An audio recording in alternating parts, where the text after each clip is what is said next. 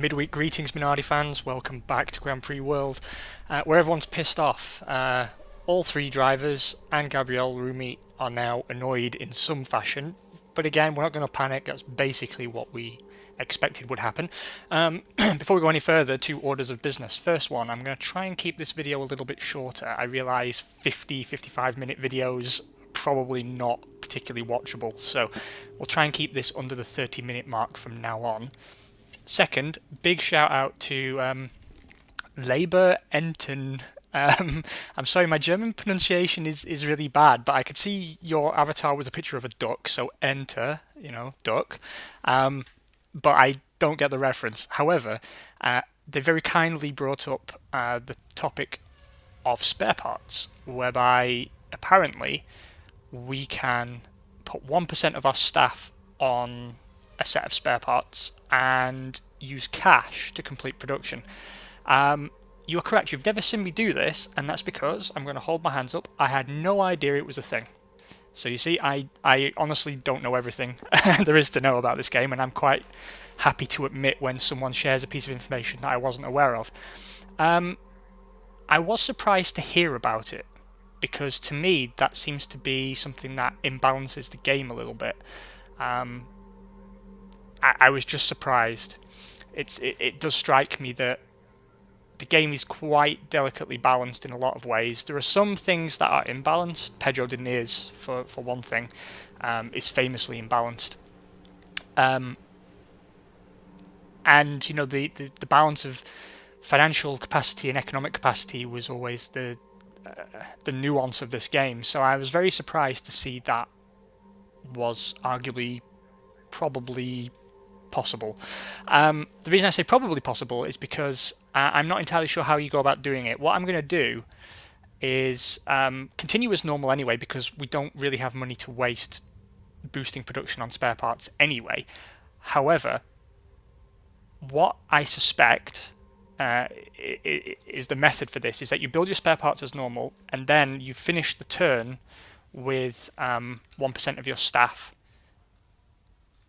on the production line for spare parts, because obviously, as you see, the build button doesn't highlight. I can't click that. Let me know if I've got that right or wrong, and thank you very much for sharing that tip. It's really great to get these little tips and tricks from people. Also, I've got my phone in my hand. Let me do people justice and actually use their names. DVAFP. I'm sorry, man. Is it Devaf? Whatever. I'm going to call you by the letters. Thank you for watching. I know you've been around for a while, and I do appreciate it. You've shared that Grand Prix World is abandonware and can be downloaded freely. That may very well be true. I wasn't aware it was actually abandonware. I know the developer is still in business to some degree. I don't think he's been making many games, but he works in the communication industry as well. And I did hear a rumor actually last year that he's working on a follow-up to Grand Prix World, but I don't know if that's true or just rumor and conjecture. You know how these things are. You shared an ISO zone link, which I do appreciate. I'm gonna check it out. I'm going to run it through Bullguard. The reason I've not torrented it or used abandonware is, firstly, I've got a legit CD copy, so it didn't seem necessary, and I don't feel that it being in German has hampered things too much, given that I can explain what's going on. And secondly, I just remember a few years ago I had a lot of bad experiences with torrents and ISO zone links and things that had nasty attachments in place. Of course, back then I didn't have money for proper antivirus software. Now I do, so I'll take a look at it.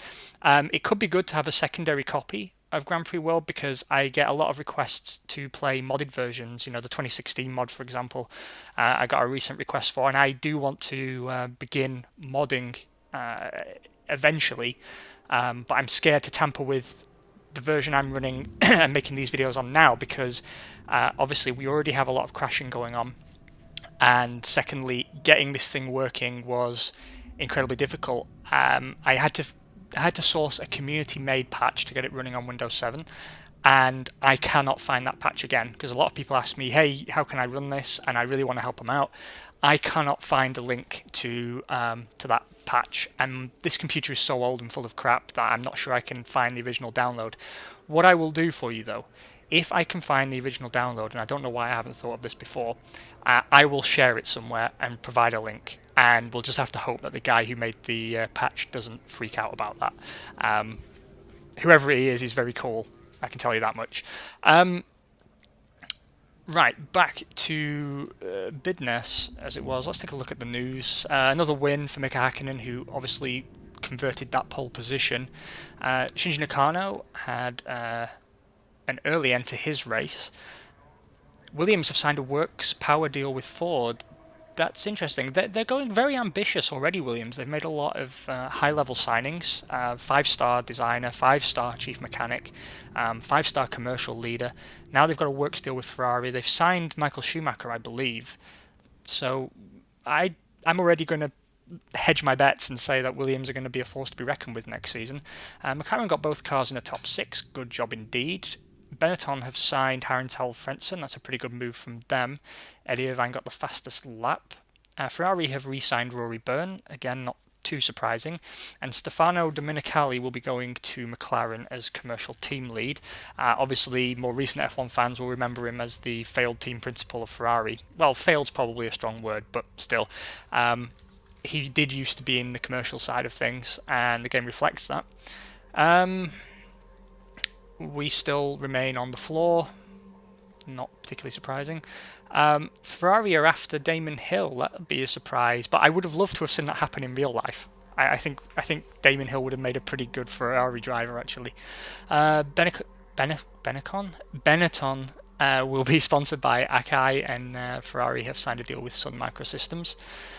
Chassis rules have now been in place. So what we can do is find out if our design for next season is going to be legal, and Sauber have signed a deal with Mika Hakkinen. Bold move from them. We're not testing, and that's apparently newsworthy, but we're not testing for a variety of reasons, most of them financial. And we are the worst manager of the month. Not surprising, but again, we're not going to freak out. We won worst manager of the month as Arrow several times. It's no big deal. Excellent news though, our car is legal for next season, so what you can see is we've already got a pretty significant head start. We've almost 50% of the way through the first design stage. I don't think we're going to get a perfect car this season, but as we've discussed in the Arrows playthrough, and if you maybe haven't watched that, I'll just touch on this again. These stages, from the original design through CFD simulation, through the modelling stage and into the wind tunnel, they're ranked in order of the effect they have on car performance next season. So the most important bar to have full is this one. And then if you can fill CFD simulation, excellent.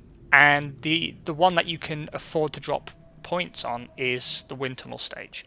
Again, you want to fill all bars if possible, but it's a very cool element of the game if you think about it, right? Because what it's doing is incentivizing you to stay in this first stage as long as you've got the balls for it. It's kind of playing chicken with you, because you have to have enough time to complete these other stages and then build the cars at the end. So you actually have to finish the entire design process a good 3 or 4 rounds, I suppose, before the end of the season, because as Minardi, we will need 3 to 4 seasons to complete 3 to 4 rounds to produce the minimum 3 cars that we're aiming for. Now, what we could do is produce only 2 cars, and that would enable us to compete next season, but I do feel it's important to have that third chassis available, if only as a spare for when spare parts are tight and damage has been picked up. However, very, very happy. We've made the right call. The efficiency of the department will gradually go up as the season progresses, and we should find that these points will begin to accumulate much faster than they have been initially. So excellent stuff. We're not working on technology or anything else like that. We've already discussed all that. I'll come back to construction. Let's look at what's going on in the world of sponsorship. So still no news really from Intercons, but that's okay. We just put some feelers out. No progress on a tyre deal or a fuel deal. We do have that potential customer deal in place for Peugeot. So if we have to go to panic stations to ensure we have tyres and fuel for next season, then we can always just pull out of this negotiation early with a customer deal. And we're still saving 1.3 million over what we pay for engines now. Looking elsewhere, I'm trying to think what I wanted to cover. That was it. We want to take a look and see what we can do here. There we go. Now you'll remember in the last episode, our shares were going for 10,000 or 15,000 per share, basically. It's percentage, I know, but let's call it shares. During the course of the season, financial markets will fluctuate, and that's simulated in the game. It's not a realistic simulation, it's randomized. But basically, there are good and bad times to sell shares in your team, and this is a pretty good time. Again, it's still risky. We could finish this round holding out for a little bit more. I know I've seen it up to like 120,000, 130,000. So 110,000 maybe isn't the optimal price, but round 6 we may find the price has gone up, we may find the price has gone down, and if it goes down it might not come up again the rest of the season. So we have to make a decision now about how much of the team we sell. And again, it's a difficult decision to make, right? Because we could sell 20% now, receive 2.2 million in cash. Then we have to be very careful. The temptation will be, once you get this money coming into your account, is to spend it and to begin boosting things. You can't do that. The team is still just barely profitable, and you have to be careful. You can spend more than you were, but you really can't afford to be testing. The financial restriction on testing will have been taken away at this point, and you do have some extra money to run testing should you wish, but you don't have the economic capacity or the capacity within your mechanic department to offset the extra wear and tear on the car. And once this money's gone, it's gone. This has to get us through the remainder of this season, the final build of our cars for next season, and any unexpected costs that might come in. You can sell now for 20% and find yourself 10 rounds time almost out of money again, and having to sell further shares in the team just to stay afloat, and you might get a much worse price further down the road. I don't like to sell all the shares I can afford to give up, which is 49% in a single go, just because I don't think it's good to totally remove that cushion, that emergency cushion. I'm going to sell 30% of the team. That's more than I usually would, but I'm trying. I've already explained to you that the way I play is a little bit cautious, and I'm going to try and sort of offset that a little bit and try and maybe be a little bolder. So what we'll do is we'll take this 3.3 million and we will try and invest it in the team in some meaningful way. So let's do that now. Boom, there we go. Now we can't be wasteful. We still cannot be wasteful. What we can do though is maybe we can afford to pick up a few extra mechanics.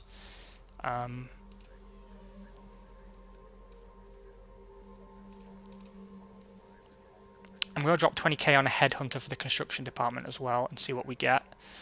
Yeah, I can deal with that.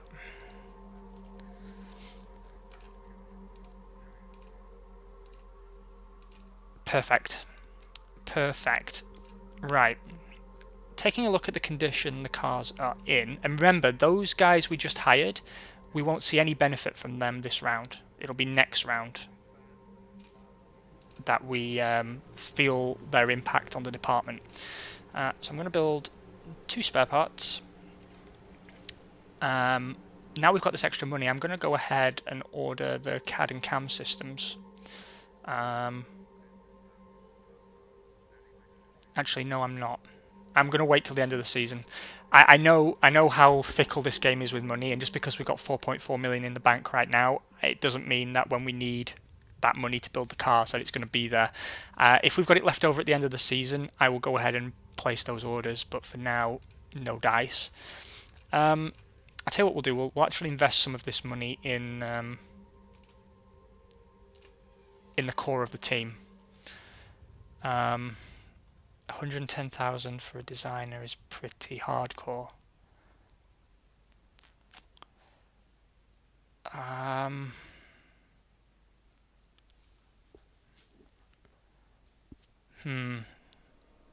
Normally I wouldn't do it, and I would advise you don't do it. But let's see what happens. Let's see what happens.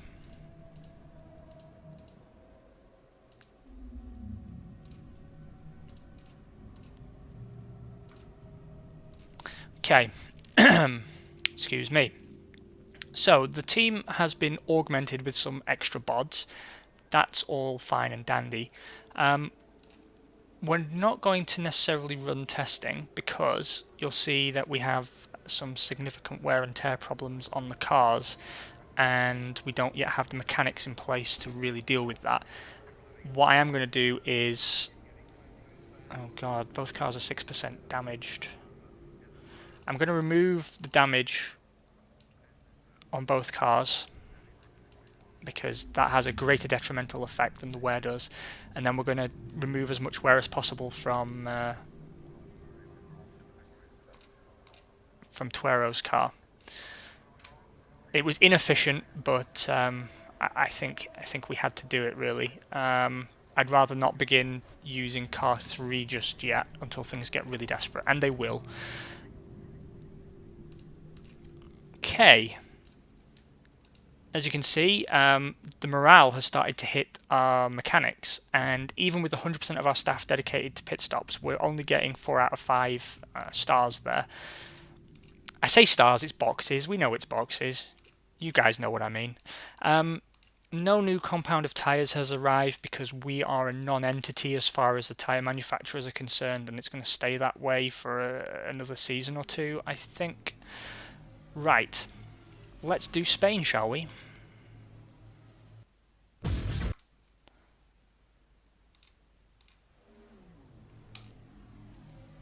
Okay, 28 degrees and cloudy for qualifying.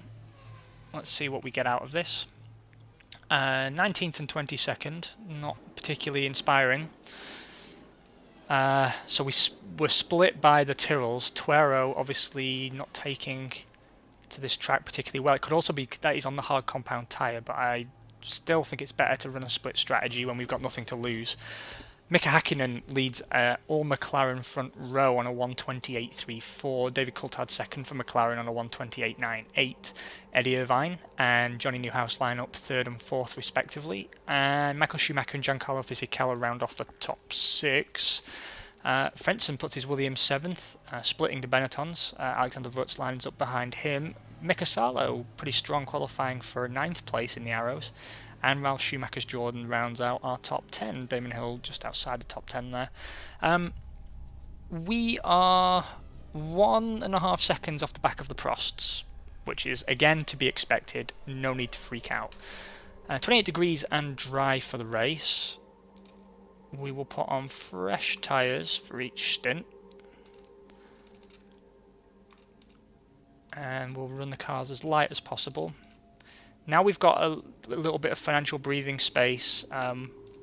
We will, for now, at least keep the cars sort of in contention and push in the limited way we're able to. However, by the end of the season, we will be doing some DNQing again as a byproduct of a lack of spare parts and a lack of ability to repair the cars. The morale issues are really going to start biting from sort of this point of the season onward. So you should always factor that in. And again, a lot of you are going to be face palming and thinking he's got 4.4 million in the bank. Why isn't he spending it? Hopefully this playthrough vindicates me. But every time I've played this game as Minardi in the past, when that money comes in, obviously I've sold a smaller stake of the team usually, but every time that money comes in, it's very easy to burn through it without even thinking about it. We'll take a look after the race actually at running a test, just so you can see the costs that are involved, and then we can break down why I'm not doing it and why it's better to hold on to this money, bearing in mind about 2.5 million of that 4.4 million is going to go on the final build of the cars. So we cannot take that entire sum for granted. Let's race. Esteban Tuero puts it 9th. Incredible. Johnny Herbert crashed out on the last lap due to driver error, but remains classified as 8th. So technically we finished 8th there. That's pretty impressive, just outside the points. David Coulthard takes the win for McLaren. Alexander Wurz gets a podium for Benetton, 2nd place. Good man for him. Michael Schumacher 3rd for Ferrari. Hans-Harald Frentzen 4th for Williams. Pedro Diniz picks up some more points for Arrows, and John Lacey also picks up more points for Sauber. It's been a very interesting season opener. The top 10 is rounded out by Rubens Barrichello Stewart, Johnny Herbert Sauber, Esteban Tuero's Minardi, and Toru Takagi's Tyrrell. Ricardo Rosset finishes 11th, 2 laps down, the final classified runner. Shinji Nakano had a component failure. Brake failure took out the Williams of Johnny Newhouse and the Prost of Olivier Panis. Driver error took out Giancarlo Fisichella's Benetton. A large number of engine failures hit the grid. Eddie Irvine's Ferrari, Damon Hill's Jordan, Stefan Sarazan's Prost, Mika Häkkinen's McLaren, Ralf Schumacher's Jordan, Jan Magnussen's Stewart, all succumbing to engine failure, and a hydraulic failure took Mika Salo out of the running. That is indeed a shame. 9th's a pretty good finish for us. Looking at the Drivers' Championship, Michael Schumacher continues to lead on 30 points, 7 points clear of David Coulthard in 2nd. Mika Häkkinen is 3rd on 20 points, 2 points clear of Eddie Irvine. And then it's Alexander Wurz and John Lacey tying for 5th. Still very impressive. I know it's early in the season, but it's good to see those 2 names up there ahead of more established guys like Johnny Newhouse, for example. On the Constructors' Championship front, Ferrari's lead has been slashed to a mere 5 points. They lead 48 points to McLaren's 43. Benetton remain 3rd on 12 points. Williams are 4th with 10. Sauber 5th place with 9 points. Jordan 6 for 6. And Arrows are now 7th in the Constructors' Championship with a surprisingly healthy 2 points. Good on them. Okay, we made a profit of £59,000. That is good news indeed, again, because we've been very conservative and we've been saving our cash. We have been rewarded. Now, how many miles of testing would completely nullify that profit? 30. That would completely remove the profitability out of the team, 30 miles of testing. And that's before the construction of spare parts and before the economic loss we have by diverting mechanics to testing and not to repairs. It's still probably not worthwhile to be testing. Progress on the car continues apace and it's starting to pick up. That is also good news. Let's take a look at the sponsor situation. A little bit of progress on the Peugeot deal. Still no progress on Bridgestone, and we've got a customer deal in place theoretically with Agip. However, things are going to start looking up about now because we are going to remove guys from the... Oh, we've got a 2-season deal with Intercon potentially. I'm going to remove 5% of the guys from the Peugeot deal, and those guys are going to be on hospitality duty. And we are going to make a loss at this Grand Prix, a pretty significant one. Reason being that we are going to try and impress some sponsors for ourselves. Unfortunately, Bridgestone are not prepared to attend this particular Grand Prix, so we will bring Intercon along for the ride. That all looks good to me. We're going to lose money, but we've got a little bit of a cushion now. I think it makes sense. Shares in the team are now tracking at $95,000. Obviously, that could be interpreted as a byproduct of us selling a stake in the team. I don't think it's necessarily simulated at that level because the simulation is deep, but it tends to be more on the engineering side than the financial side. Taking a look at construction, we've got some bods to hire, and I will do just that with the extra cash monies we have on hand. Everything else looks good. Let's go ahead and produce the spare parts that we require to continue. Production of spare parts is getting a little bit easier, so that's good. We're still only able to produce 2 per turn, but we'll take it. It's fine.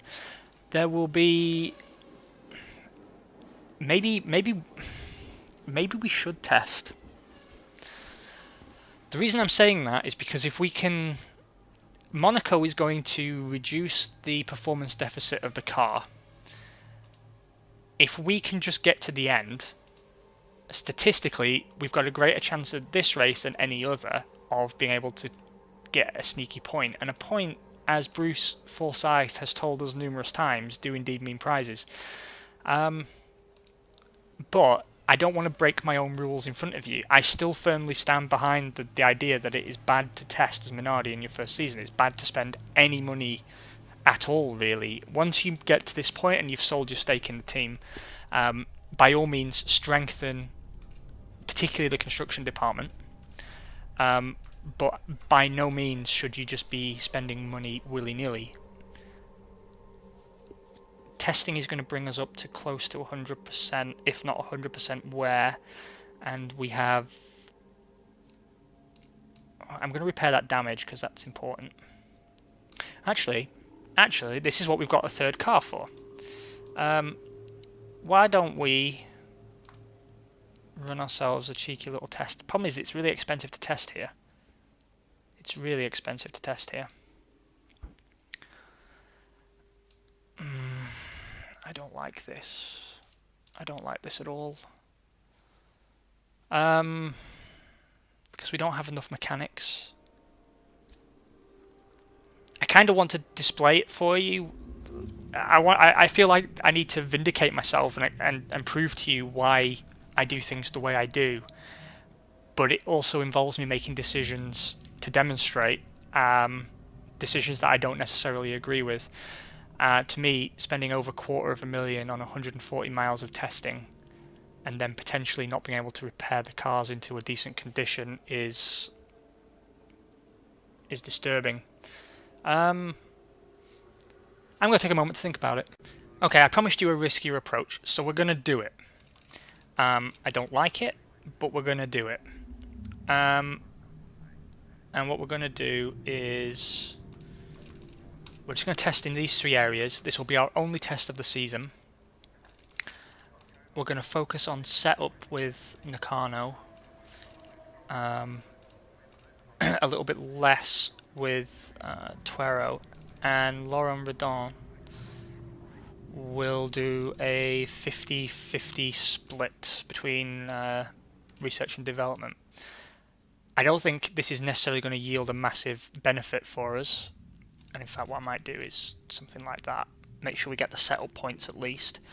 We will then repair car 3, which should be less worn than the others, and try and get the other car into as good a condition as possible. Then we will put Nakano in whichever car is in best condition. Tuero will take the second best condition car, and then I will display over the course of the next rounds why this was a mistake. Not just financially, but in terms of putting needless wear on our third car that we now have to account for. Let's run it. We didn't do too badly, actually. I mean, the Forschung testing was a complete waste of time, but the Entwicklung went okay, and the setup we did pretty well, actually. Right. So, car 3 we will repair to perfect condition. Car 2 is not damaged, so we will do that.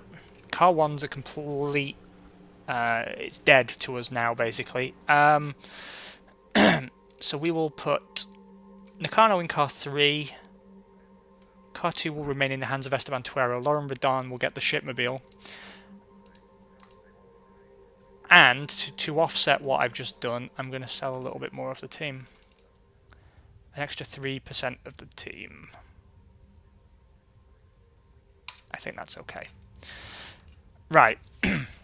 So I've not really been risky from a financial standpoint because I've just sold a little bit of our security cushion and got the money back that we spent. But we will still have to account for the wear we've put on the car. We will still have to account for this in terms of spare part usage. We no longer have a clean third car that we can cycle drivers to when it's not possible to keep the cars in race-worthy condition. So we could end up spending an extra $500,000 at some point just to build a new car. That again was one of the cruel things about this game, that sometimes you can't build enough spare parts in a turn, but you can build a new car. And then you have to make a call. Not just building a new car from a performance standpoint, but just to be able to compete in the championship. We'll see if that pans out that way. However, all that remains now is we will put guys on onto the spare parts and see if they come out at the next round. Let's see if that happens. We set up the VIPs, I believe. Yes, we did. Everything else is cool. Right, for once, let's hope for a passable. Let's hope for a passable performance on track, please, boys. On the setup front, we will focus primarily on Shinji Nakano, and we're going to stick to what I call the performance attributes. Mainly on downforce, although I've given a speed boost as well, and Shinji Nakano gets the extra braking capacity that one would expect. I'm going to save the game because it keeps freezing. Just a moment. Okay, so the setup is complete, the game is saved. We have got no new compound of tyres, but that's fine. Remaining on the split tyre strategy I think is the right call, though I'm going to try and actually get a longer run for Tuero this time. Everything else is in order. Let's hope we can impress ourselves some sponsors. Word. 21 degrees and cloudy with a slack wind for qualification. Let's see. We should outqualify the Tyrrells if there's any justice in the world, but you know how this game works, particularly when you're not controlling the cars on track. Let's see. Nope, 19th and 21st. Nakano has outqualified all the Tyrrells, but we're still massively off the back of the Prosts in qualifying, and Tuero can't get past Takagi. Never mind though, we didn't qualify last. That's the main thing. David Coulthard lines up first for McLaren. It's been a bit handy this year, old Davy boy. Michael Schumacher is second for Ferrari. Giancarlo Fisichella third for Benetton. Johnny Newhouse fourth for Williams. Fifth goes to Mika Hakkinen, and Heinz-Harald Frentzen will start in the 6th position in his Williams. I realised that I promised you a shorter video and I've probably already overrun that deadline, but never mind, such is life. 27 degrees and dry for race day. No changes in that regard. What we are going to do is put fresh rubber on Nakano's car, and we're going to switch Tuero to a ballsy one-stop strategy. So what we need is 39 and 38 split. Oh, 39-39 split, apparently. Bad maths. Bad maths. Again, fresh rubber for both stints. We want to give him as much tyre life as possible, particularly as he's one-stopping. Let's see what we get. Nothing. Absolutely nothing. We lost Esteban Tuero, presumably component failure. Michael Schumacher takes the win for Ferrari on a 150.21614. Johnny Newhouse second for Williams, 150.26012. Eddie Irvine takes third, completing the podium for Ferrari, 150.35474. Mika Hakkinen, Giancarlo Fisichella and David Coulthard take the final points paying positions. That should restore Ferrari's healthy points lead in the Constructors' Championship. Shinji Nakano finished third, ahead of the only Tyrrell, but still 3 laps down. This actually, though, does display something. Think of all the extra effort we put in there for no tangible reward. I'm fairly confident we would have probably finished in that position had we not done any testing and setup work at all. So this is really what I was getting at in the opening episodes when I said you're just wasting your time. You're wasting time, you're wasting money, you're wasting economic capacity. I know it's a bit odd for me to break my own rules, but I'm kind of glad that I've done it because you can now stop wondering what if. We have we have made that extra effort. We have run testing. We have set up the cars for the track, and got no tangible reward for it whatsoever, except a bigger hole in our bank balance. Michael Schumacher leads the Drivers' Championship still on 40 points. David Coulthard in second on 24 points, and Mika Hakkinen third on 23 points. It seems that Schumacher's lead is extending, and it will be Coulthard and Hakkinen and Irvine fighting it out for second position at this rate, given the gap back to Wurz. In the Constructors, Ferrari's lead has extended out again. They lead on 62 points to McLaren's meagre 47, and Williams is frankly penis-shriveling 16 points. Let's see, though, if we gain any benefit with the sponsors. No. The answer is no, we didn't. Again, though, that doesn't necessarily mean it was completely worthless. The way this works is you can sort of build up a supplemental momentum, and it might just be that the effect of the hospitality trickles down over the next few rounds, and it could actually be the end of the next round before we see the benefit from what we've just done. Nevertheless, we will be doing no more until we get to another high prestige track. I'm going to put this 5% back on the Peugeot deal, but I don't think it's necessarily going to work in our favour. Our budget for next season stands at a measly $0. Let's see what's going on the staff front really quick, and I'll cover the news in the next episode. We've got some more constructors to hire. I think that will do. Yep. I don't really want to drop any more cash on designers. They're needlessly expensive, and I feel weird that I've broken my own rules as it stands. That said, I promised a riskier strategy. Looking at it, I think we probably can make it to the end of the season now because I sold a bigger chunk of the team. But you always have to be aware that the bigger a chunk of team you sell, the more at risk the team becomes in the long term, because you lose the equity cushion that you should be saving for emergencies rather than just pissing away. And also, the more influence on the team you give away, the closer you come to that level where you can be fired as team principal. So you need to always make sure you maintain a fairly healthy majority. Nothing else really leaps out right now for us to worry about. Progress stopped on next season's car. Come round 8, we need to finish. This. So we might not actually finish the entirety of that bar, but we're going to need one more to finish this. 2, 3, 4, 5, 6, 7. Yeah, I mean, basically, it's going to go down to the wire to complete the final build of next season's cars. We will deal with that and the numerous other problems facing us. Again, please do not be alarmed nor overly confident given the way our bank balance looks right now, because we will blast through it without even trying. From the next episode onwards, we'll be back to our official, sanctioned by your old pal Benji Mac strategy of not spending any money without giving it some very, very serious thought. That said, I hope you guys have had an amazing week. I will speak to you shortly for some Arrows Grand Prix worldiness. Other than that, you guys take care, and we will hang out again tomorrow, presumably. Have a good one. Bye-bye.